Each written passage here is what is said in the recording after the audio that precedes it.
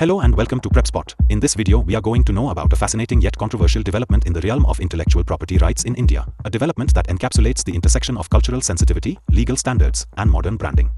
On 4th March 2025, the Indian Trademarks Registry initially accepted the trademark tiyaram for a biscuits and namkeen company, only to withdraw it shortly afterward on 18th March 2025, amid widespread public and media outcry.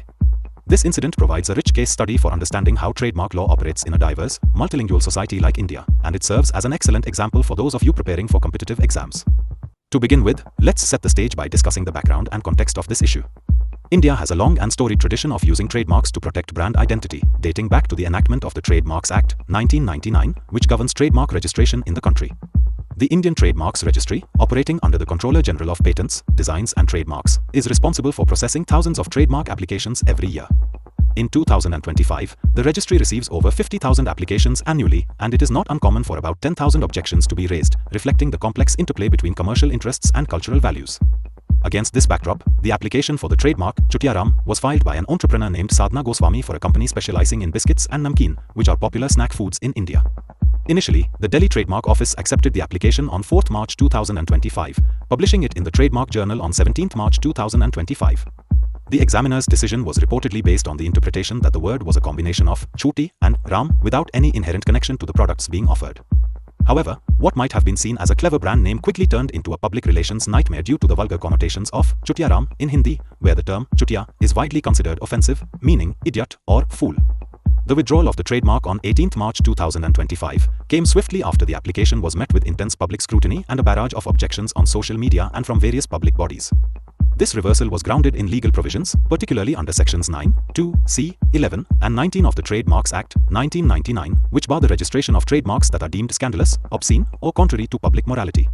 The fact that the trademark was pulled within 24 hours of its publication highlights not only the sensitivity of the issue but also the agility of the trademark regulatory process when faced with overwhelming public opposition. It is worth noting that this incident is not isolated. Similar controversies have arisen in the past over trademarks that are culturally insensitive or potentially offensive in the Indian context, given the country's linguistic and cultural diversity with over 22 scheduled languages. Now, let's delve into the specific components of this case. Firstly, the concept of a trademark itself is central to this discussion. A trademark is essentially a recognizable sign, design, or expression that distinguishes products or services from those of other entities. In the case of tiyaram, the intent was likely to create a unique brand identity that could stand out in a crowded market. However, because the word in question carries a strong negative connotation in Hindi, a language spoken by a significant portion of the Indian population, it raised serious questions about whether it should be allowed as a trademark. Legal experts argue that trademarks must not only be distinctive but also acceptable to the public and not offend the sensibilities of society. In this instance, the objection was based on the interpretation that the mark was obscene and scandalous, making it ineligible for registration under Indian law. Next, let's consider the implications of this decision from a legal and cultural perspective. The withdrawal of the tiyaram trademark underscores the delicate balance that regulators must maintain between promoting business innovation and protecting societal values. On one hand, a trademark is a valuable asset that can help companies build brand recognition and secure a competitive advantage.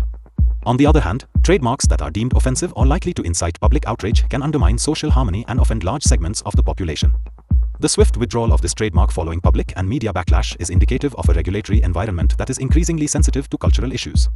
In a country as diverse as India, where what is acceptable in one region might be deeply offensive in another, this case serves as a reminder of the importance of cultural sensitivity in the realm of intellectual property. Furthermore, this incident has significant political and social implications.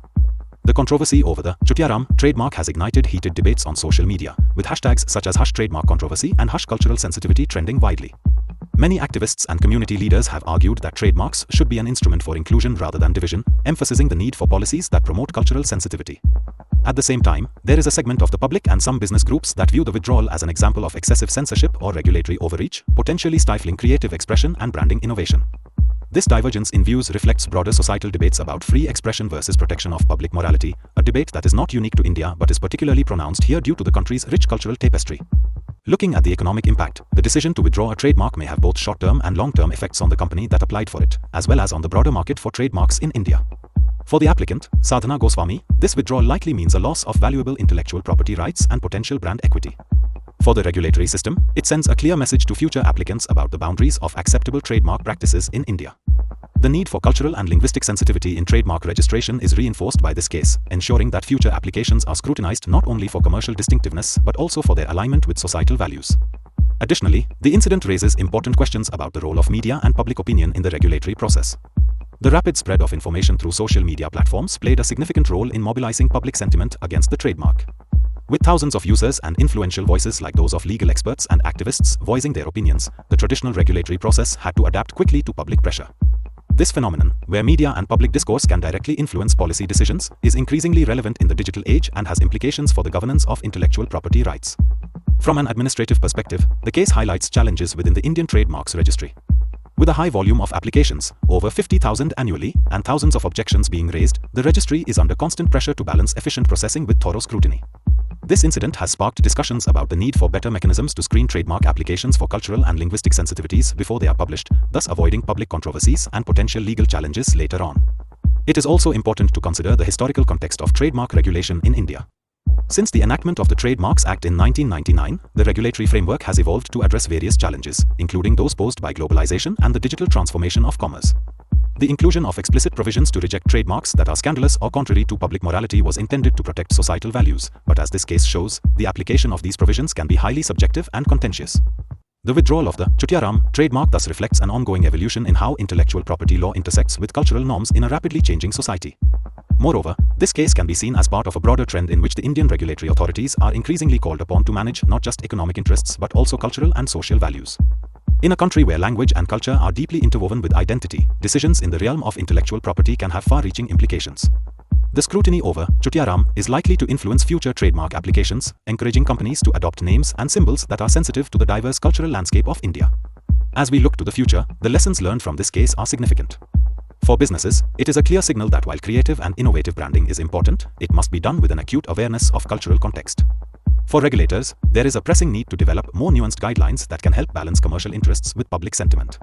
And for society at large, this incident is a reminder of the dynamic interplay between law, culture, and technology in shaping our economic and social environment.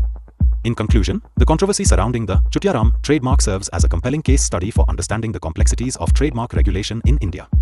It encapsulates issues of cultural sensitivity, legal standards, public opinion, and economic impact, all of which are critical for competitive exam aspirants to grasp. As you study this case, consider the multifaceted nature of intellectual property law in a diverse society and the ways in which regulatory frameworks must adapt to changing cultural and technological landscapes. This incident not only sheds light on the specific challenges faced by the Indian Trademarks Registry but also reflects broader societal debates about free expression, inclusion, and the role of government in regulating commerce. Answer this question in comments. The correct answer will be given heart and pinned. Lastly, we just want to let you know that we are a newly emerging online platform for competitive exams. Creating educational explainer videos like these requires a lot of effort, money, and time. If you like these videos and want us to excel and create videos in all categories of competitive exams, then you can consider supporting us with a one-time donation through the Ko-fi platform and also by becoming a member through Patreon. This will help us create more such informative educational videos in the competitive exams space. So, one last time, subscribe and share this channel with all your friends who are preparing for competitive exams. And also, follow us on social media platforms. The links are given in the About section of the channel and also in the video description. So, see you in the next video.